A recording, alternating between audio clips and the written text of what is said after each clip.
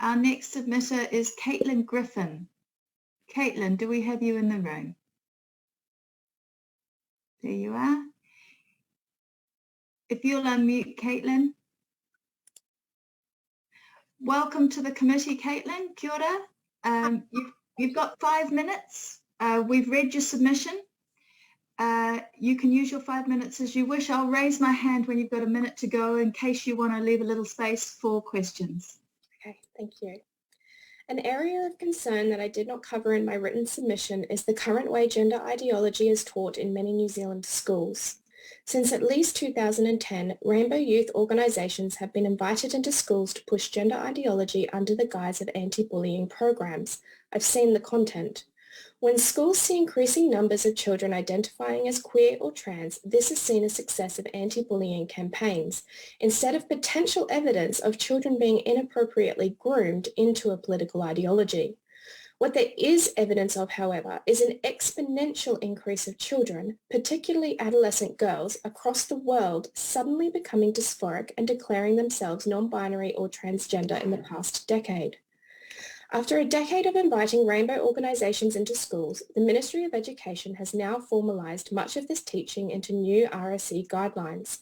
This curriculum will see children taught gender ideology from grade 1 and covers such topics like sex is on a spectrum, not binary, what puberty blockers are, questioning your own gender, how to be an activist in the gender space, and encourages schools to support students socially transitioning with or without parental consent or knowledge. Children are then taking this information and discussing it online. Online trans influencers are promoting trans as an aspirational lifestyle, even without the diagnosis of dysphoria. This is just a tiny snapshot into the current New Zealand and global context of this bill. We are talking about a world in which children en masse are being indoctrinated from a young age in gender ideology, being diagnosed online by unknown actors, and then coming out to their parents who are being socially and now legally pressured into affirming their children without question. It is in this context I want to explain to you what actions I would take should my daughter come to me when she's 13, claiming she is trans and wanting puberty blockers. Firstly, I will sit her down and reassure her that we love her no matter what, but that we cannot support her transitioning at this age. I will then access and check all of her social media, phone and internet history to try ascertain whether any other friends or classmates are coming out as trans or if she's been on any online trans forums. I'll check whether the school has socially transitioned her or referred her to a gender clinic without my knowledge. In short, I will try and assess the extent to which she may or may not have been unduly influenced by outside actors. I will seek out non-affirmative counselling for her. I will ask her therapist to explore whether there might be any underlying issues we were unaware of, like any possible bullying, eating disorders, autism, depression, or trauma, and ask them to support her with learning to become comfortable in her own body. I will ensure she receives real psychotherapy and solid psychiatric care. I will ensure she is surrounded by safe, trusted, and loving people. That may mean moving schools or moving house. I will not drive her to or fund any kind of affirmative counselling. I will actively prevent her from going to a gender clinic or rainbow organisation where I know she will be immediately affirmed and I will be typecast as transphobic. I will not use any male pronouns or any new male names. I will not pay for puberty blockers, binders or packers, and I will actively search for them and throw them away if I discover them and seek to ensure she does not get access to them again. I will challenge her perceptions and work towards teaching her to love her body as it is. I will ensure she has opportunity to speak to trusted family members who are transsexuals. She will most certainly not be allowed any surgical interventions or cross-sex hormones. If as an adult she still wants to transition, then we will support her and continue to love her as she transitions. In reality, I expect she will either come to realise she is a lesbian or desist.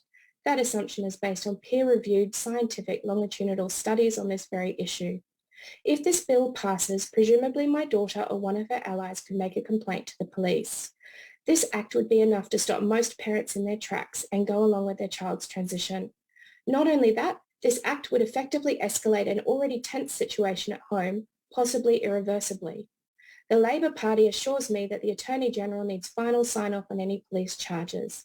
Even if everyday people had the courage, time, money, language skills and education to try and defend their stance, there is no guarantee that the Attorney General wouldn't recommend charges be laid against someone who takes the steps I just outlined. I believe my actions would constitute conversion practices under this bill. Of course, the risk of me going to jail isn't the worst part of this bill. The worst part is the section that explicitly states that people who transition children who are likely gay are not committing a conversion practice. The only gay conversion therapy happening here and around the world at the moment are people transing away the gay. Just look at Iran.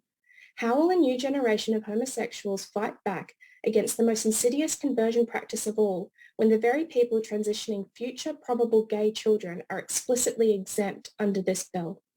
Thank you. Thank you very much, Caitlin. Has anyone got a question? Elizabeth has a question. Kia ora, I'm really sorry if you can hear this. I'm at an airport. I just wonder, because the bill's about conversion therapy, what if your child came to you and said that at their school or their church somebody had been using conversion therapy on them or using practices on them? What conversion practices do you mean? Like, well, the different, there's a whole range of them, but and I'm not sure if you're involved in a church at all, but I'm just thinking you've given a lot of examples of what you would do if your child came to you. I'm just thinking, because the bill's about conversion practices, if they came to you and said, look, I'm trying to figure out who I am, but I've been put under this kind of pressure, or these things are happening, how would you deal with that? Sure. So if I had a child that I suspected was gay, or they were out, and a church was actively, say they joined a Pentecostal church or something, and they were actively praying to them that they hoped that they wouldn't be gay, my advice would be leave that church. That is not a good environment to be in. I don't think, as you'll see in my written submission, I don't think that's something that should be criminalized. I don't like it. I don't endorse it. I don't think it's criminal. If someone was trying to influence my gay child to transition, to become a heterosexual woman or man instead of a gay child, I would view that as being child abuse, and unfortunately that's protected in this bill, and I think that there'll be a lot of studies and news about that in the future. Thank you. Thank you, Caitlin. I'm going to have to cut you off because we're now over time. Thank you for your time. Have a wonderful day. We're now looking for Jenny Ensign.